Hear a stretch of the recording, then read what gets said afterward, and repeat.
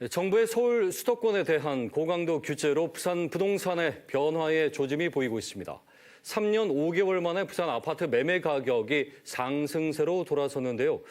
단순한 풍선 효과일까요? 아니면 회복의 신호일까요? 부산 부동산 앞으로의 점은 어떨지 짚어봅니다. 강정규 동아대 부동산대학원장 저희 스튜디오에 모셨습니다. 네, 원장님 어서 오십시오. 네. 자, 10월 둘째 주 부산의 아파트 매매 가격 3년 5개월 만에 상승세로 돌아섰습니다. 말씀대로 일시적인 현상일지 아니면 드디어 상승세의 어떤 신호탄으로 봐야 할지 어떻게 봐야 될까요? 예, 일단 제 개인적인 생각으로는 반등이 아니겠는가라고 생각을 하고 있습니다. 예. 뭐 여러 가지 의의가 있겠지만요. 첫 번째는 그 아파트 가격 중심으로 해서 매매 가격이 상승세로 전환이 되고 있는 지역이 확대가 되고 있다라고 예. 하는 것을 첫 번째 이유라고 꼽을 수 있겠고요.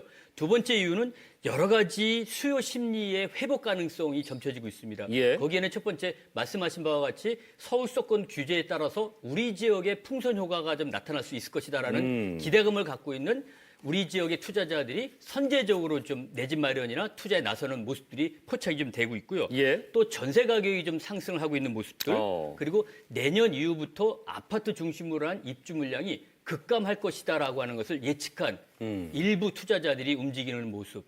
세 번째 이유는 정책적인 측면에서 워낙 지방이 안 좋다 보니까는 서울은 규제지만 우리 지역에는 규제 완화를 해주지 않겠냐라는 정책적인 것에 따른 기대감이 좀 있고요. 네. 그리고 금리가 지속적으로 좀 인하가 되고 있고 또 경제 회복에 대한 기대감이 좀 커지면서 예. 반등 신호이지 않겠나라고 보여지고 있습니다. 예. 다만 이 과정 속에서 우리 부산 전 지역에 이런 모습이 나타나지는 않을 것으로 판단이 되고 있고요. 네. 미분양 지표라든지 양극화 문제를 봤을 때는 일부 지역은 아주 반등이 극명하게 나타날 것이고 예. 일부 지역은 침체 모습이 이어질 것으로 판단을 하고 있습니다. 예, 알겠습니다. 이 또한 이제 지역별 편차가 분명히 생길 것이다. 네.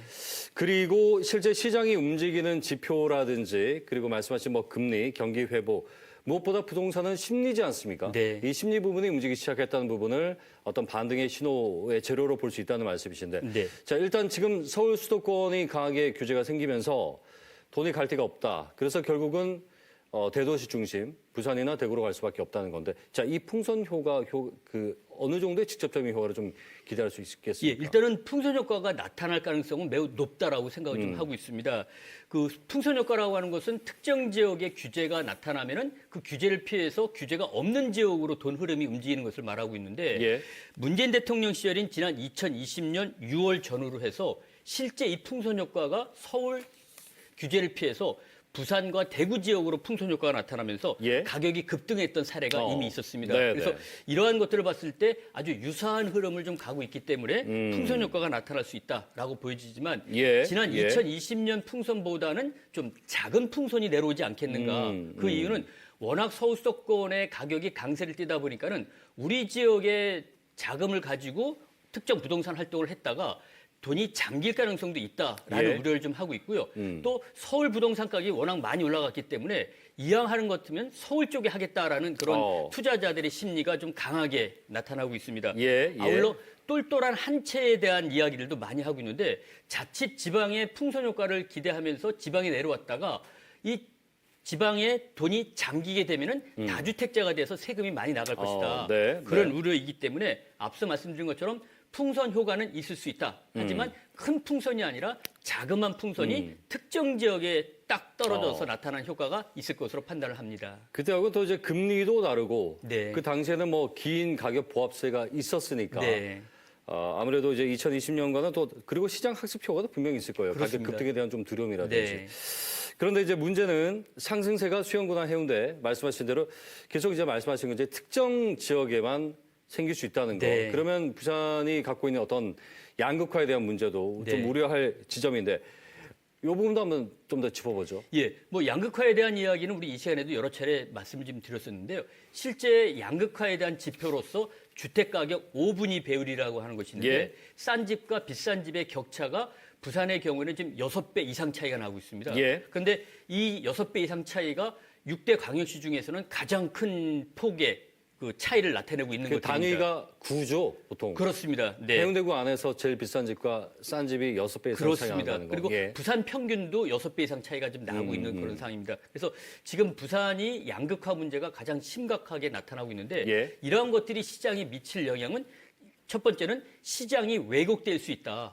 특정 지역이 올라가는 모습을 보고 부산 전체가 다 좋아지는 것이 아니겠는가 예. 라는 모습을 보이면서 시장이 왜곡되는 현상이 나타날 수 있을 것으로 보여지고 있고요. 네. 두 번째는 이 상승 지역 중심으로 해서 갭 투자 그리고 투자적인 수요가 몰리면서 상승 지역 중심으로 해서 더 높은 가격이 나타나면서 무주택자들이 내 집 마련에 좀 상당히 어려움을 나타낼 수 있는 영향도 나타날 것으로 보여지고 있고요. 예. 세 번째는 예. 좀 생뚱맞는 이야기이긴 하지만 이 인기 지역 중심으로 해서 이 양극화에 의해서 가격이 올라가게 되면은 예.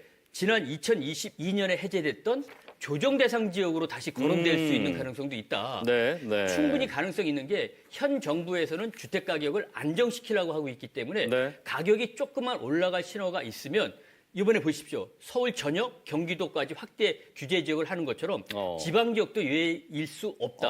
그런 차원에서는 가격이 올라가게 되면은 이 양극화의 단편이긴 예, 하지만 알겠습니다. 규제 지역으로 지정될 가능성도 있다. 그리고 마지막으로는 이 양극화로 인해서 나타난 사회적 문제점은 집안채로 인해서 우리 지역 내에 빈부격차가 너무 많이 벌어질 가능성이 네, 있다. 네. 그로 인한 사회적 문제도 나타날 수 있을 것이 양극화의 큰 시장에 그렇군요. 미치는 영향이라고 볼 수 있을 것 같습니다. 가격 급등에 대한 부분은 아마 정부도 면밀하게 모니터를 하고 있을 테고요. 네. 가격 차가 이렇게 나면은 그 말씀하신 왜곡이라는 부분은 이제 평균의 함정에 우리가 이제 빠질 수 있다는 부분. 근데 지금 또 문제되는 부분이 이제 미분양 아파트입니다. 네. 8월 기준이죠. 7천 가구가 넘었습니다. 이 부분은 시장에 단기적으로 어떤 영향을 미치겠습니까? 예, 지금 말씀하신 바와 같이 최근 들어서 해운대구와 수영구에 고가 분양 논란이 있었던 모 아파트 두 단지가 미분양 통계로 잡히면서 예. 미분양 숫자가 급격히 늘어났습니다. 또 여기에 준공후 미분양이라고 하는 악성 미분양도 예. 2,000채가 넘어진 상황인데요. 일단은 이 미분양이 많아진다는 것들은 다소 회복되는 듯한 분위기 속에서도 그렇지 않다. 가격이 더 떨어질 것이다라는 그런 가격 하방 압력을 좀 강화할 가능성이 있다라고 하는 것이 첫 번째 이유고요. 예. 두 번째는 전체적인 우리 지역의 수요 회복에 상당한 장애 요인이 있다. 집을 사고 싶은데 야 무슨 집을 사느냐. 이 지역에 아직까지 7,000채의 미분양 아파트가 있는데 가격은 안 올라갈 거야 네, 라고 하면서 네. 수요 회복을 하는데 상당한 장애 요인으로 작용할 것이다. 세 번째는요. 이 미분양이 많아지게 되면은 건설사들이 새 아파트를 짓는 것들을 상당히 꺼릴 가능성이 있다. 예. 즉 아직까지 우리 부산 지역의 경우는 미분양 아파트가 남아져 있긴 하지만 내년부터는 입주 물량이 급감하기 때문에 중장기적으로서는 주택 공급을 지속적으로 해줘야 되는데 미분양이 많이 남아져 있는 상태에서는 건설사들이 분양 시장에 나서지 않을 가능성이 있다. 예. 그것은 결국 특정 시점이 지나게 되면은 공급 부족으로 인해서 네. 가격이 올라갈 수 있을 것으로 판단이 된다. 알겠습니다. 그래서 예. 미분양 문제는 이렇게 좀 상당한 사회적 문제를 불러일으킬 그러네요. 만하다라고 네네. 볼 수 있을 것 그 같습니다. 최근에 이제 뭐 여러 가지 단가라든지 인건비 인상으로 네. 분양가가 예전처럼 이제 분양된다고 해서 로또라는 시대는 좀 지난 것 같기도 하고요. 네. 그리고 이 결국 지역 활성화를 위한 중장기적인 정부의 대책들은 어떤 것들이 좀 나와야 되겠습니까? 예, 일단은 지금 현 정부가 이 주택가격 안정에 초점을 맞추다 보니까는 지방 활성화 대책에는 상당한 좀 관심을 갖지 못한다는 표현이 들고 있는데요. 예. 지금 우리 자칫 지방 지역의 활성화를 이야기하면은 가격을 좀 인위적으로 끌어올리는 것을 요청하는 것으로 봐야 될 수 있는데 그렇지는 않고요.